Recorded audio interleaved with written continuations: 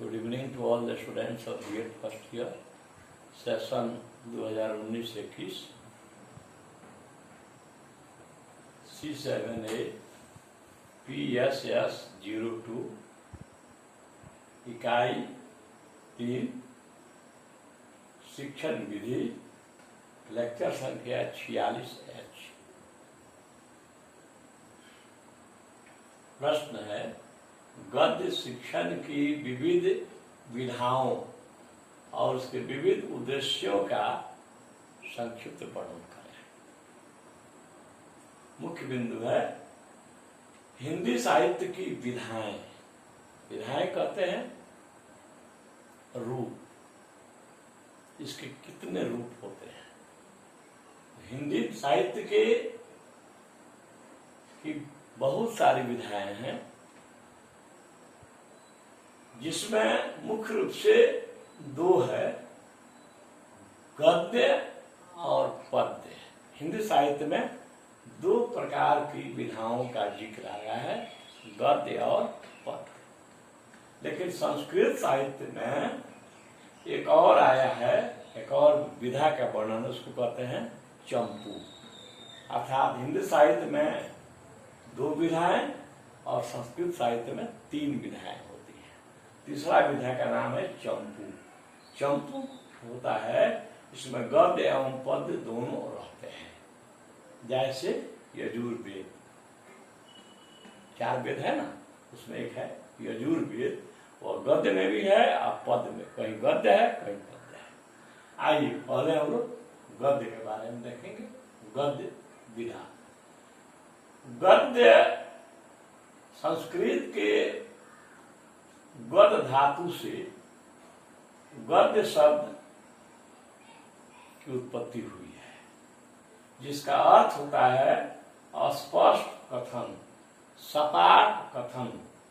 दूसरे शब्दों में छंदहीन रचना को गद्य कहा जाता है। जिसमें छंद नहीं होती है उसी को गद्य कहते हैं। इसे अरबी भाषा में नस्त्र या इबारत कहते हैं, जो नजमा का विपरीतार्थक शब्द है। नजमा पद्य में होता है और नस्त्र जो है वह गद्य में होता है। अंग्रेजी में इसे ही हम प्रोज कहते हैं। गद्य मानवीय विचारों का संवाहक होता है। मानव के विचारों का संवाहक होता है, संवहन करता है, होता है। इसमें लय, गति, छंद, संगीत का अभाव होता है। अब आई दूसरी विधा, पद्य की विधा है। यह मानवीय भावों का संवाहक। इसमें देखिएगा, गद्य में मानवीय विचारों का संवाहक और पद्य में मानवीय भावों का संवाहक होता है। इसमें लय, गति, छंद, तुकबंदी, संगीत सब होते हैं। विद्यापति में एक से एक गीत है, उनकी पदावली पढ़ने पर। कबीरदास के भी गीत हैं, सूरदास के भी गीत हैं। उनकी रचनाओं को गीत के रूप में गाया जाता है इन महाकवि रचनाओं को। और संस्कृत साहित्य आधार वही बताए हैं कि साहित्य की 3 विधाएं होती हैं, गद्य विधा, पद्य विधा और चंपू। चंपू कहते हैं कि इसमें गद्य एवं पद्य दोनों रहते हैं, जैसे यजुर्वेद। आगे हम लोग गद्य की विविध विधाएं होती हैं। कहानी, नाटक, डायरी, रेखाचित्र, शब्द चित्र, संस्मरण, एकांकी नाटक इत्यादि। तो आज हम लोग कहानी और नाटक, गद्य की इन 2 विधाओं का ही अध्ययन करेंगे। कहानी, बच्चा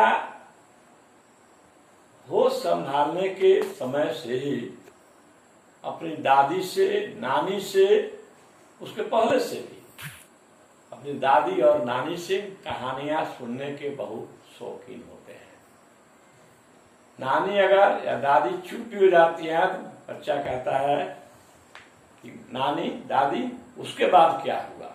एक कविता भी है, फिर क्या होगा उसके बाद। उत्सुक होकर शिशु ने पूछा, माँ क्या होगा उसके बाद?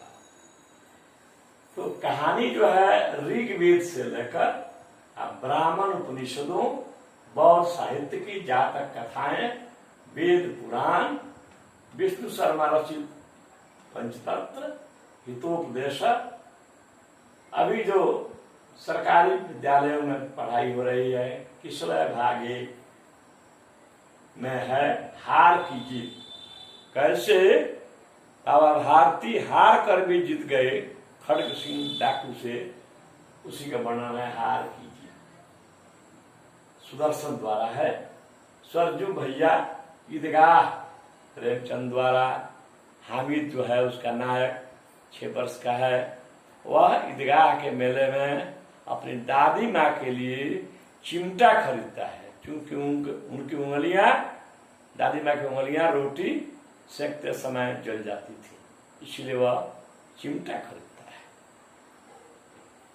ठेस सिरचन इसका नायक है। इसमें जो है उसको ठेस लग जाती है छोटी बहुरिया की बात से। ईदगाह प्रेमचंद द्वारा है। ठेस है नचिकेता। नचिकेता कठोपनिषद से उद्धृत है। इसमें जो है बालक नचिकेता यमराज के पास पहुंच जाता है और अपने प्रश्नों का उत्तर लेकर मांगता है। कुंभा का आत्म बलिदान, सावित्री, आरुणि, गुरुभक्त आरुणि की कथाएं बहुत ही मशहूर हैं। कहानी शिक्षण का उद्देश्य होता है छात्रों में आत्मबोध पैदा करना।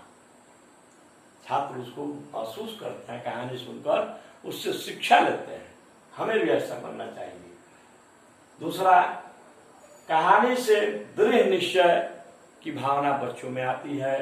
तीसरा, कहानी से बालक कठिन परिश्रम करना सीखते हैं। कैसे कठिन परिश्रम करके नचिकेता यमराज के दरवाजे पर 3 दिनों तक उसे भूखो रहना पड़ा, लेकिन वह अपने प्रश्नों का उत्तर लेकर ही आया।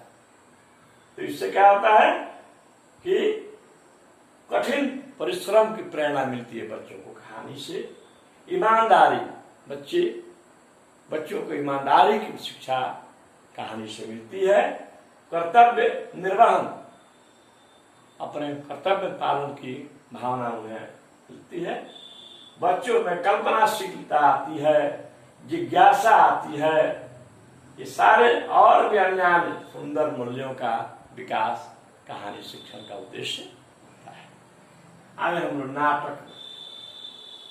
नाटक शब्द की उत्पत्ति नट धातु से हुई है, जिसका अर्थ होता है अभिनय करना।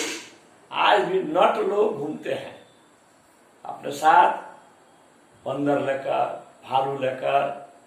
जीविकोपार्जन का साधन उनका जो है वह बालू और क्या नाम है, भालू और बंदर होते हैं जो अभिनय करते हैं। तो उसी से जो है नट धातु से ही नट जाति का संबंध रहा है। तो नट धातु से नाटक शब्द उत्पत्ति, इसका अर्थ होता है अभिनय करना।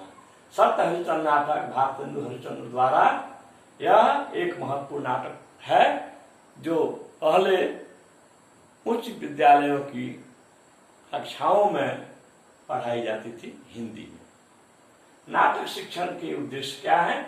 छात्रों का स्वस्थ मनोरंजन कराना। छात्र जो है मनोरंजन उनको होता है नाटक देखने से। दूसरा, छात्रों में सहयोग और प्रतिस्पर्धा की भावना का विकास होता है। तीसरा, भारतीय गौरवपूर्ण संस्कृति से छात्र परिचित होते हैं।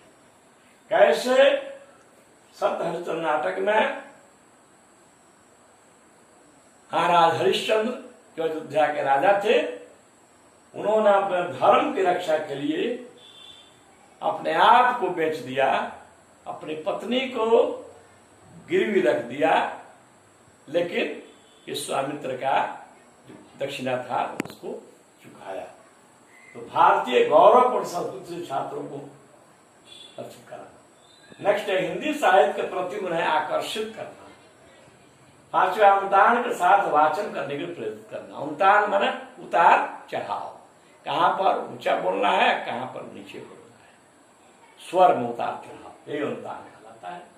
आत्मा अभिव्यक्ति का अवसर देना। छात्र जब मंच पर आते हैं नाटक खेलते समय तो वे अपने आप को अभिव्यक्त करते हैं पूरे आत्मविश्वास के साथ। लोकतांत्रिक उद्देश्यों के छात्रों को प्रेरित करना, लोकतांत्रिक उद्देश्यों की प्राप्ति के लिए समानता, स्वतंत्रता, भ्रातृत्व की भावना इससे विकसित होती है, क्योंकि इसमें हर जाति के, हर धर्म के लोग बढ़ चढ़कर हिस्सा लेते हैं अभिनय करने में। और लास्ट है करके सीखना, शिक्षण सूत्र को कार्यान्वित करना। इसमें जो बच्चे जो हैं काम करके तब सीखते हैं। यही जो है आज इतना ही रहेगा, फिर कल हम लोग इसी को आगे